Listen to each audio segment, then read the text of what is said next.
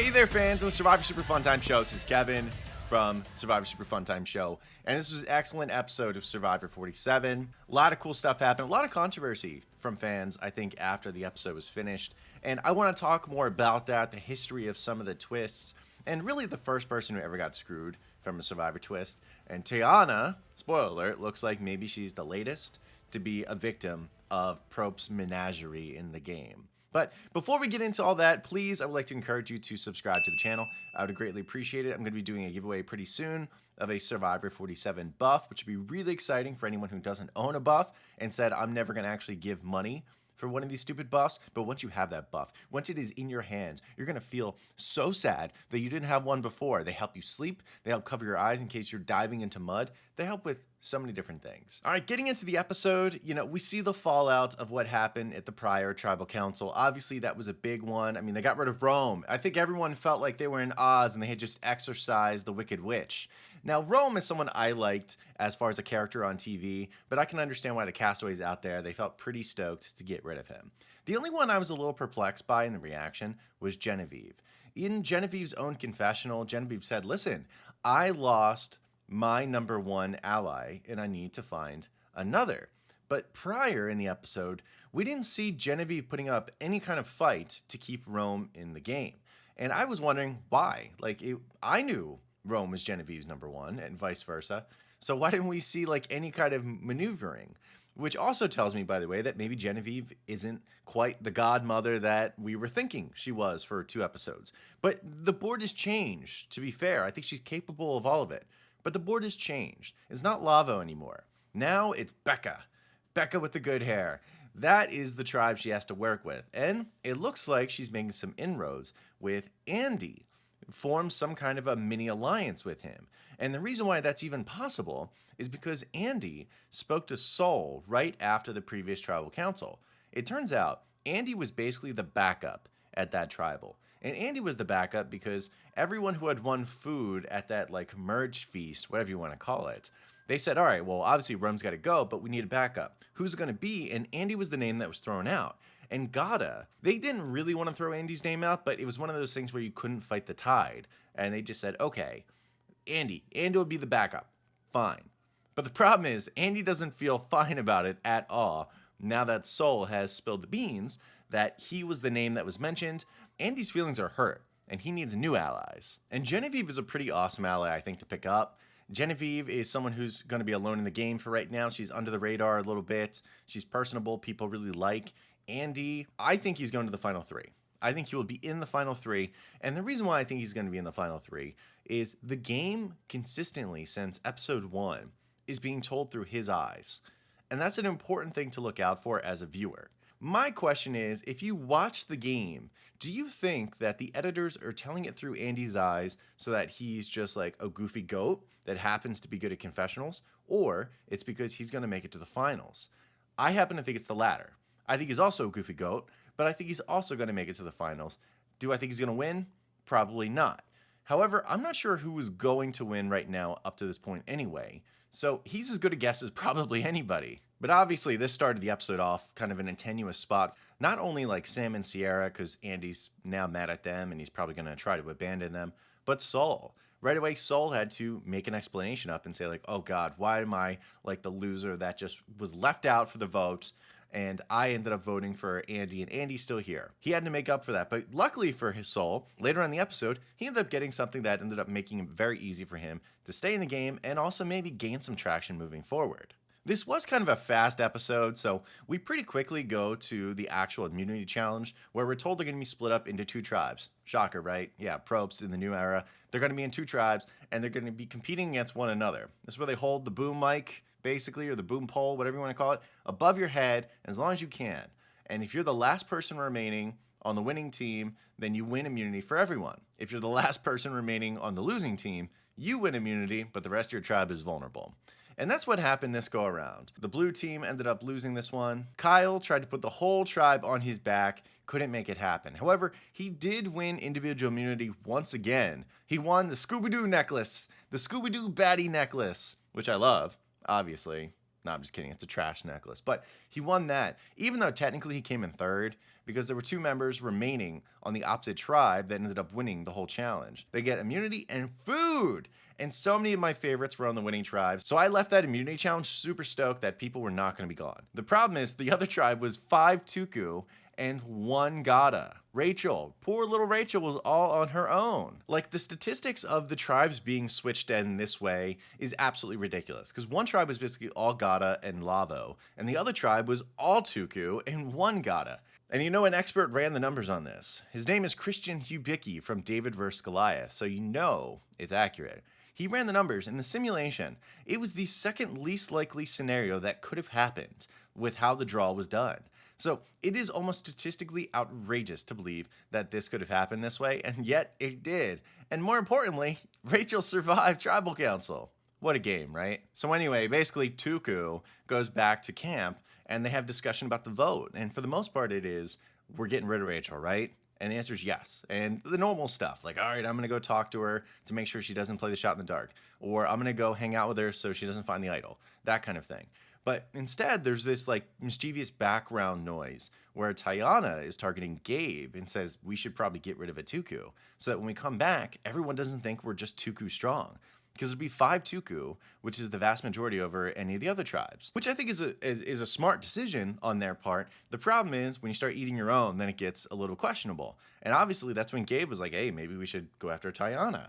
So we have people within Tuku trying to go for each other at the same time, and Rachel's kind of in the middle. However, Rachel is going to get saved anyway, because the other tribe that was eating, enjoying their time, having their potato salad, Soul finds a hidden advantage, which Andy failed at doing.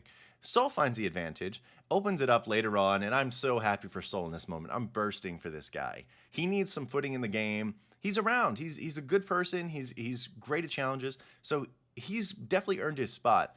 But being able to have some agency in the game, it's great, because otherwise he's kind of like Owen Knight from Survivor 43, who's just kind of getting kicked around for a long period of time. And I don't want Soul to go down that path. The advantage is they can either block a vote or they have safety without power, so they can end up leaving Tribal Council, going straight back to camp and not casting a vote, effectively making it another Tuku Tribal Council. And as a viewer, we don't know who it's going to be sent to until it's Tribal Council time. The talking, they're going over the dynamics of having basically Tuku and Rachel back and back and back. And eventually, when it's time to vote, Rachel says, I just got a note in my bag 20 minutes ago that says I can leave Tribal Council without voting, and blah, blah, blah. And Rachel executes. That's what happens.